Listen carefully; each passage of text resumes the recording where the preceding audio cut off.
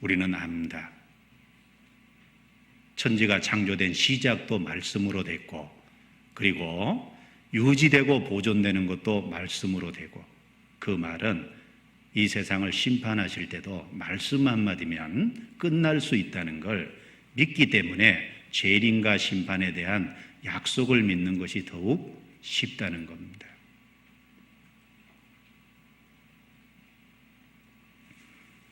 그 말씀으로 심판하기 위해서 이 세상을 간수해 두셨다라고 했습니다. 베드로후서 3장입니다. 베드로후서 3장 7절.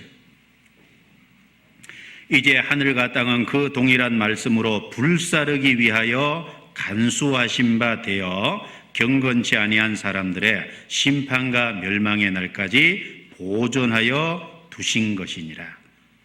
그 동일한 말씀으로 불사르기 위해서 간수하신 바 됐다. 여기 간수했다는 그 단어를 찾아보니까요, 쌓아두다라는 의미를 갖고 있더라고요. 원어적 의미는 쌓아두다라는 뜻이랍니다. 우리가 훨씬 이해하기 쉽죠. 하나님께서는 에덴 동산에서 범죄한 아담하를 쫓아내시고, 그리고 에덴 동산 밖에 쫓겨난 인간이 계속해서 범죄를 할 때 오래 참고 기다리셨습니다. 그런데 노아 시대 때 죄가 세상에 꽉 찼어요. 죄가 쌓인 거죠. 죄가 쌓인 만큼 뭐도 쌓였을 것 같아요? 하나님의 진노도 쌓인 겁니다. 죄가 쌓인 만큼 틀림없이 진노도 쌓이고 있다는 걸 기억하는 게 마땅하다는 겁니다. 로마서 2장 4절 5절 말씀에 보면, 홍례가 하나님의 인자하심이 너를 인도하여 회개케 하심을 알지 못하여 그의 인자하심과 용납하심과 길이 참으심의 풍성함을 멸시하느냐. 다만 내 고집과 회개치 아니한 마음을 따라 진노의 날 곧 하나님의 의로우신 판단이 나타나는 그 날에 이 말 진노를 내게 쌓는도다 라고 그랬습니다. 죄를 쌓아가는 만큼, 고집을 부리는 만큼 진노도 쌓이죠. 이 시대는 죄가 쌓이고 있습니다. 그와 동시에 심판도 쌓이고 있습니다. 하나님의 진노도 쌓이고 있는 겁니다.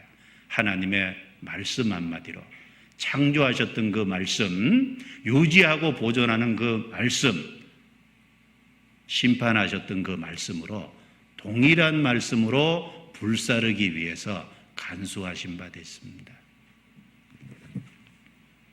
재림이 있고 세상 심판이 분명히 있습니다. 그것은 거룩한 선지자들의 동일한 메시지였고, 예수님 자신의 메시지였고, 그리고 사도들을 통해서 명하신 말씀이 그렇습니다.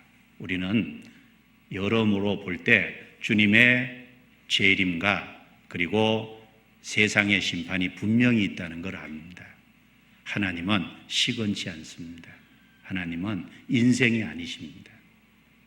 그런데 왜 하나님이 그 약속을 하셨음에도 불구하고, 재림의 약속을 하셨음에도 불구하고 더디 오실까요? 8절 9절 같이 읽겠습니다. 사랑하는 자들아, 주께는 하루가 천년 같고 천년이 하루 같은 이 한 가지를 잊지 말라. 주의 약속은 어떤 이에 더디다고 생각하는 것 같이 더딘 것이 아니라 오직 너희를 대하여 오래 참으사 아무도 멸망치 않고 다 회개하기에 이르기를 원하시느니라.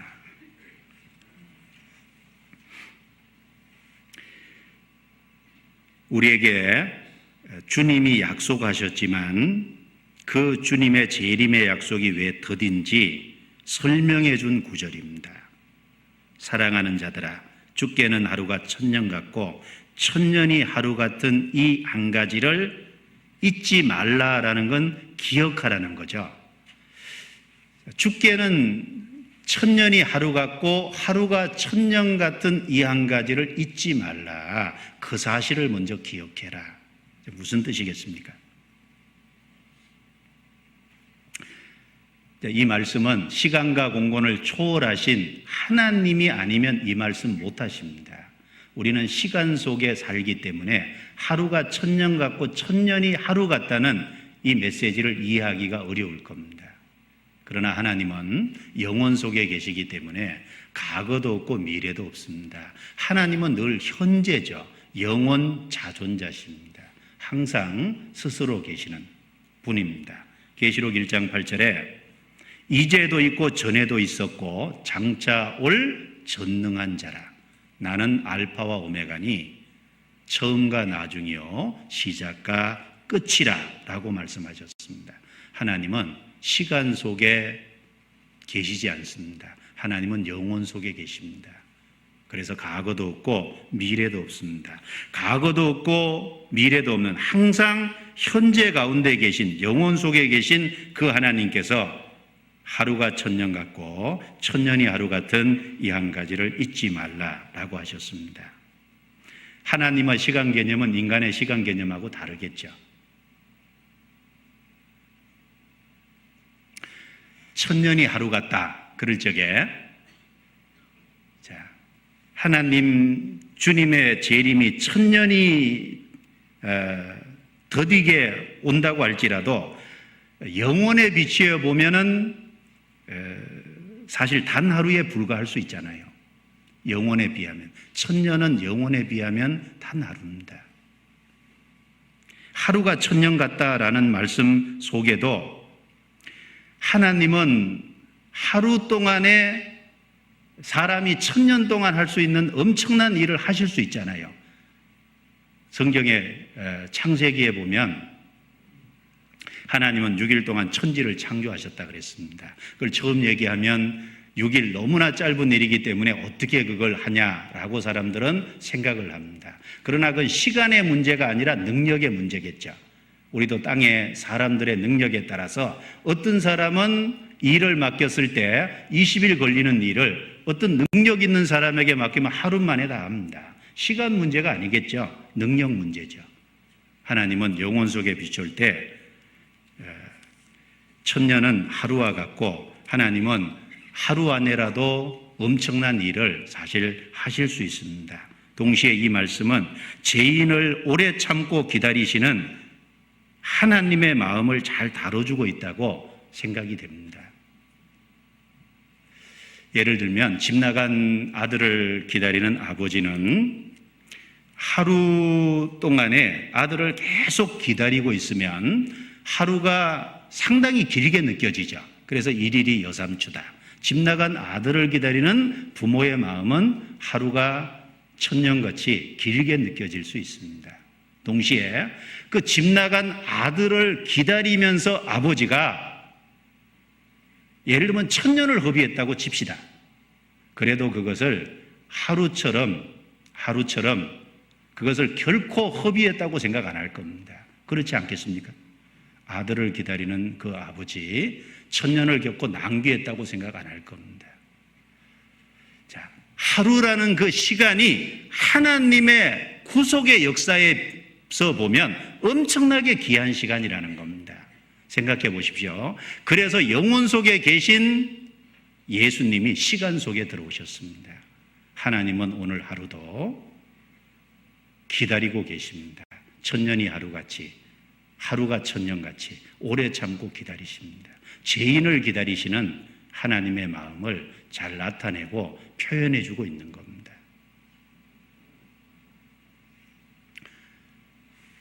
자, 예를 들어서 어떤 연인이 데이트를 할 때 다방에서 사랑하는 연인을 오래 기다리고 있어도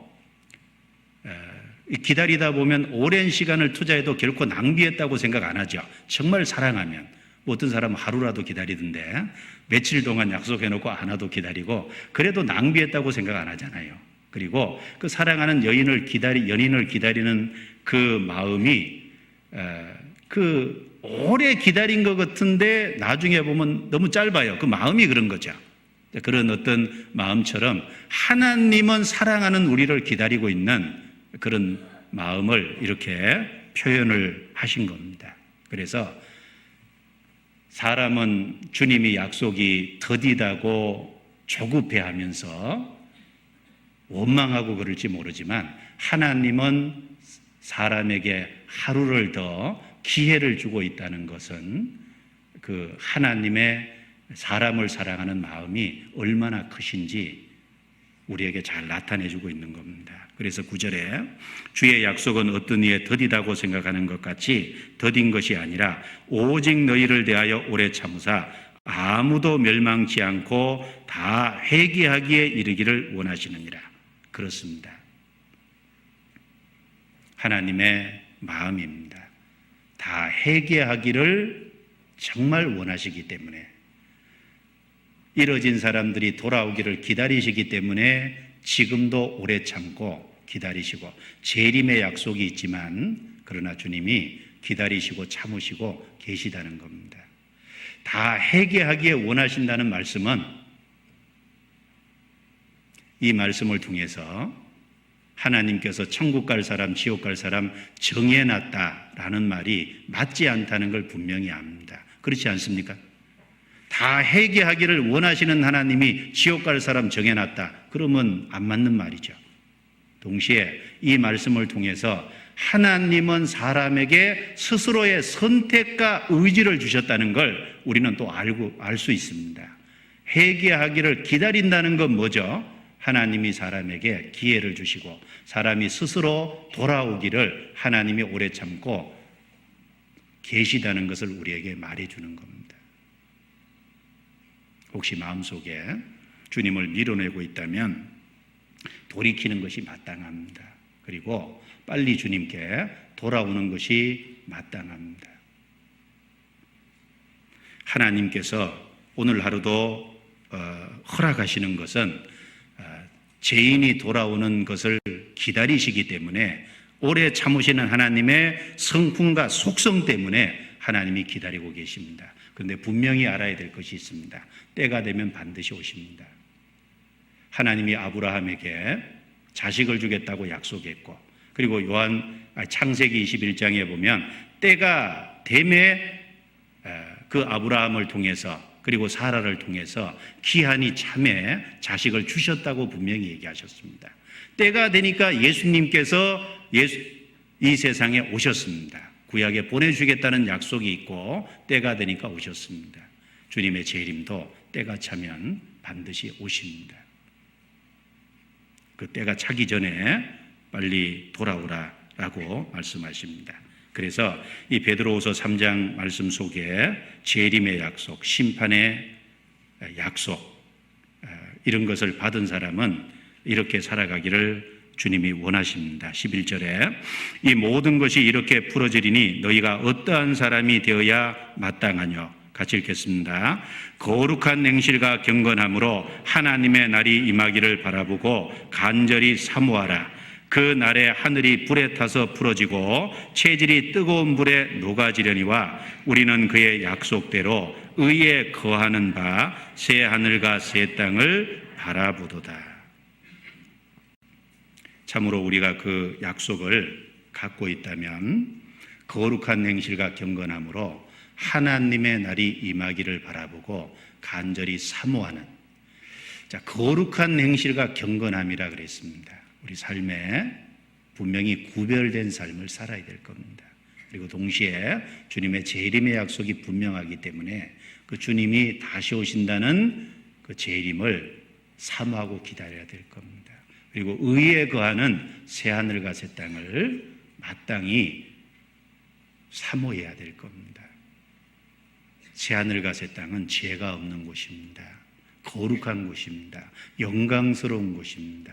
이 땅에 우리가 꿈꾸던 모든 것이 이루어지는 곳입니다. 우리는 이 세상에 없어지기를 원하는 게 참 많죠. 죽음도 없었으면 좋겠다. 사랑하는 가족을 갈라놓으니까. 고통도 없었으면 좋겠다. 고통스러운 것을 통해서 많은 어려움을 느끼잖아요. 눈물도 없었으면 좋겠다. 천국은 그런 모든 꿈꾸던 것이 이루어지는 것입니다. 눈물을 닦아주시고 사망이나 애통하는 것이나 곡하는 것이나 아픈 것이 다시 없는, 우리가 정말 꿈꾸던 이상의 세계, 의에 거하는 새하늘과 새 땅입니다. 그것을 사모하는 것이 마땅할 겁니다. 그리고 더욱 적극적으로 이뤄진 영혼을 구원하는데 우리의 시간을 투자하고 할애하는 것이 마땅할 겁니다. 15절 마지막으로 한 구절을 읽겠습니다. 또 우리 주의 오래 참으심이 구원이 될 줄로 여기라. 우리 사랑하는 형제 바울도 그 받은 지혜대로 너희에게 이같이 썼고 됐습니다. 주님의 오래 참으심이 구원이 될 줄로 여기라. 자, 구원이 될 줄로 여기라라는 말씀은 무엇입니까? 그렇게 받아들이라, 그렇게 믿으라는 거죠. 적어도 주님이 오래 참아 주셨기 때문에 내가 구원받은 거예요. 디모데전서 1장은 주님의 오래 참으심 때문에 바울이 자신이 구원받았다고 했습니다. 그렇습니다. 하나님은 바울에게 오래 참아 주셨고 그가 핍박자고 포행자고 대적자였지만 그를 복음을 깨닫게 하고 구원을 받게 해주셨습니다. 우리 삶도 보십시오. 우리 삶도 바라보면 하나님이 우리에게 오래 참아 주셨다는 걸 우리도 느낄 수 있습니다. 언제 구원받으셨습니까? 구원받으시는 그날까지 살아온 내 삶을 뒤돌아보십시오. 하나님의 오래 참으심이 보이지 않습니까? 나를 향해서 오래 참아주신 겁니다. 그래서 내가 구원받게 된 거예요. 동시에 적극적으로 구원이 될 줄로 여기라. 누구 구원을 말합니까? 내 구원이 분명히 된 이후에 다른 사람의 영혼을 건지는, 다른 사람이 구원받게 될 귀중한 기회라는 겁니다. 적극적으로 활용하라는 겁니다. 구원이 될 줄로 여기라. 그렇게 믿고 우리가 이 땅에 살아있는 동안 주님이 재림하시기 전까지 그 사실을 힘있게 더 적극적으로 선포해야 되겠다라는 마음의 다짐을 더 하는 것이 마땅하겠습니다. 기도하고 마치겠습니다.